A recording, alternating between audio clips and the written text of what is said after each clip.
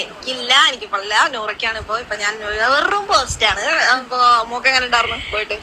ഇന്നത്തെ സെലിബ്രിറ്റി ഞാനായോണ്ട് ഞാൻ പോയപ്പോ എനിക്ക് ഭയങ്കര അടിപൊളി ഫീൽ ചെയ്ത് കുറെ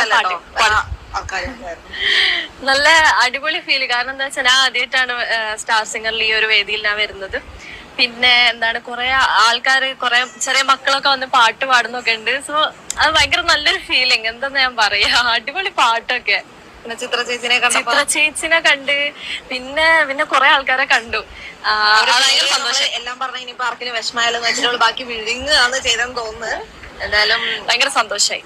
അപ്പൊ നമ്മള് ഒരു റിയാലിറ്റി ഷോ, അതായത് ബിഗ് ബോസ് വേറൊരു റിയാലിറ്റി ഷോ ആയ സ്റ്റാർ സിംഗറിൽ ഇപ്പൊ വന്നേക്കാണ്. അപ്പൊ അതിൽ നമുക്ക് എന്താ ഒരു ഡിഫറൻസ് എന്തെങ്കിലും തോന്നുന്നുണ്ടോ? ഡിഫറൻസ് തോന്നിയ വെച്ചാൽ അതൊരു വീടിന്റെ ഉള്ളില് ഈ നമുക്ക് സ്റ്റേജിൽ തന്നെ നമുക്ക് നല്ല സോങ്സ് ഒക്കെ കേട്ട് എൻജോയ് ചെയ്യാൻ പറ്റും. അതാണ് മറ്റൊരു നമ്മൾ ലൈവായിട്ട് നിൽക്കണോ, അതായത് നമുക്ക് ഇരിക്കാം, അതുകൊണ്ട് ഇരുന്നിട്ട് നമുക്ക് എൻജോയ് ചെയ്യാം.